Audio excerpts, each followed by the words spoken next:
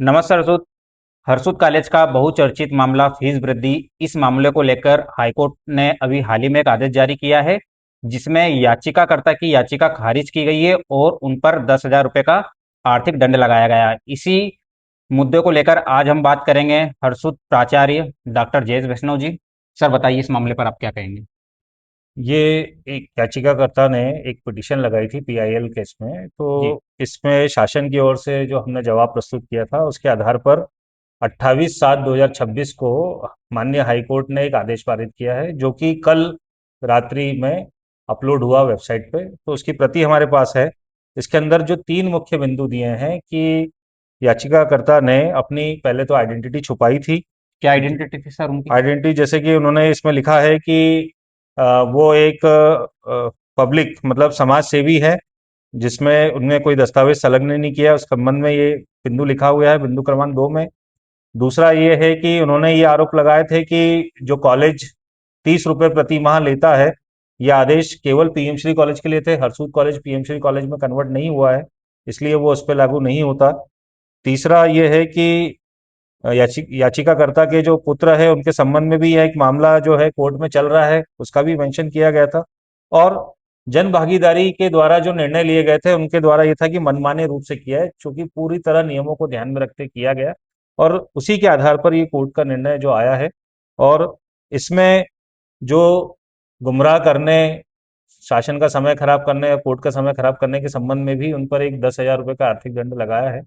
और मेरा तो यही कहना है कि चूंकि शासन और महाविद्यालय प्रशासन सभी नियमों को ध्यान में रख के कार्य करता है और छात्र हित में कार्य करता है, तो ये एक अच्छा निर्णय शासन की ओर आया है उच्च न्यायालय से। हम इसका स्वागत करते हैं। सर आए दिन हमें ये देखने को मिलता है कि आपको लेकर सोशल मीडिया पर कुछ टिप्पणियां की जाती है, इसको लेकर आप क्या हाँ, कहेंगे? ये अभी कुछ ऐसा हो गया है कि या तो कुछ ही लोग ऐसे हैं जिनको प्राचार्य पद से है दुर्भावना, या फिर व्यक्तिगत रूप से उन्होंने मुझसे दुर्भावना रख ली है। व्यक्तिगत रूप से ऐसा कुछ भी नहीं है। हम जो भी कार्य करते हैं प्रशासन के नियम के अंतर्गत यहाँ पद पर बैठ के करते हैं। और अ, कुछ उनके निजी स्वार्थ जैसे पूरे नहीं हो रहे हैं, जैसे कि बार बार कई बार हमने देखा याचिकाकर्ता ने यहाँ पर भी कई शिकायतें करी जिसमें ये लिख रहे थे कि प्राचार्य के निजी स्वार्थ, प्राचार्य के निजी स्वार्थ। वो कोर्ट ने क्लियर कर दिया। तो निजी स्वार्थ हमारे नहीं है, निजी स्वार्थ उन व्यक्तियों के हैं जो शिकायत कर रहे हैं।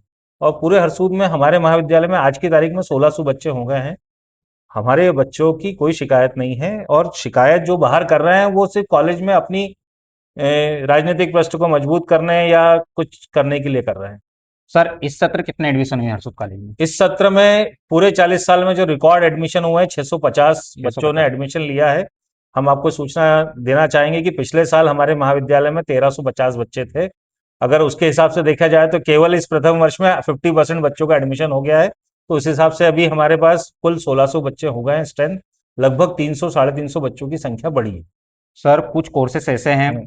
कई लोगों के जैसे मुझे भी मैसेज आते हैं कि उनकी फीस 38,000 या 48,000 हो रही है, तो उसको लेकर थोड़ा स्पष्टीकरण दीजिए। ये ऐसा है कि जो फीस हो रही है हम्म। एमएससी बॉटनी, जो कि हम्म। सौवित्तीय पाठ्यक्रम में चलाया जा रहा है, जी। इसमें छात्र की संख्या जो है हम्म। निश्चित है 20, जो विश्वविद्यालय द्वारा ने हमको हम्म। सैंक्शन किए हैं। उन्हीं पद पर जो खर्चा लगता है सौवित्तीय के नियम अनुसार कि कॉलेज को उस कोर्स को संचालन करने के लिए कुछ खर्च आएगा, उस खर्च को जोड़कर हम डिवाइड कर देते हैं और उसके हिसाब से हम उसका फीस का निर्धारण स्व करते हैं। वित्तीय कोर्स क्या होते हैं सर, थोड़ा दर्शकों को बता स्व-वित्तीय दीजिए। कोर्स वो कोर्स होते हैं जिसमें उच्च शिक्षा विभाग द्वारा स्थानीय कॉलेजेस को स्थानीय आवश्यकता के आधार पर कोर्सेज प्रारंभ करने के लिए विशेष एक अनुमति प्रदान की गई है कि ऐसे कोर्सेज जो कि शासन से प्राप्त मान्यता नहीं दी गई है उनको, और अगर प्रशासन, कॉलेज प्रशासन ये चाहता है कि उसको स्थानीय स्तर पर कॉलेज स्वयं से चलाए, तो उसको स्व-वित्तीय मद से वो शुरू कर सकता है।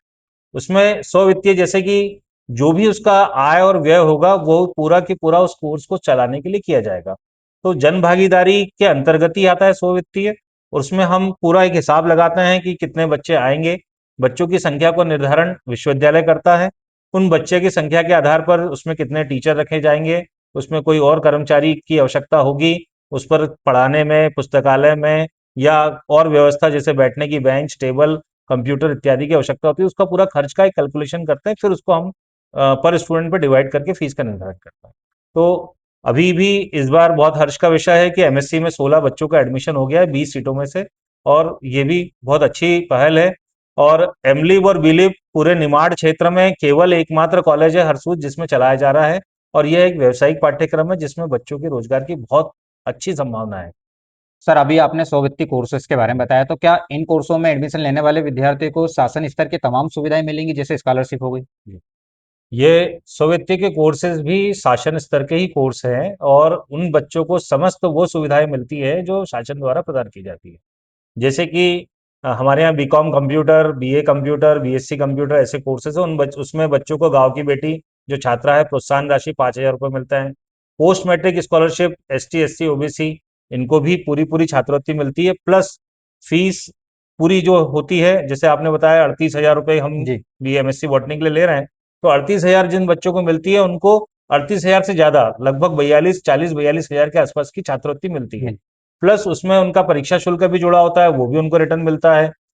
इसके साथ साथ ऐसे विद्यार्थी जो सामान्य श्रेणी से आते हैं उनको संबल योजना का लाभ मिलता है। वो संबल योजना के, मुख्यमंत्री जन कल्याण योजना के अंतर्गत संबल कार्ड लगाकर पूरी छात्रवृत्ति उसमें सामान्य जो वर्गों के बच्चों को सामान्य मिल वर्ग को सकती मिल है। सकती है। तो इसमें यह उनके लिए बहुत उपयोगी है। पूरा फीस रिटर्न हो जाती है। यहाँ के विद्यार्थियों को कहीं बाहर नहीं जाना पड़ता, क्योंकि जब विद्यार्थी बाहर जाएगा तो उसको अपने खर्चे, रहना, खाना, बराबर। आना जाना, ये सब बचता है। और मुझे भी काफी कहने में गर्व होता है कि हमारे यहाँ लगभग अभी तक 40 से 45 बच्चे जो हैं बिलीव कर चुके हैं, और 20 से ज्यादा बच्चे एमएससी कर चुके हैं।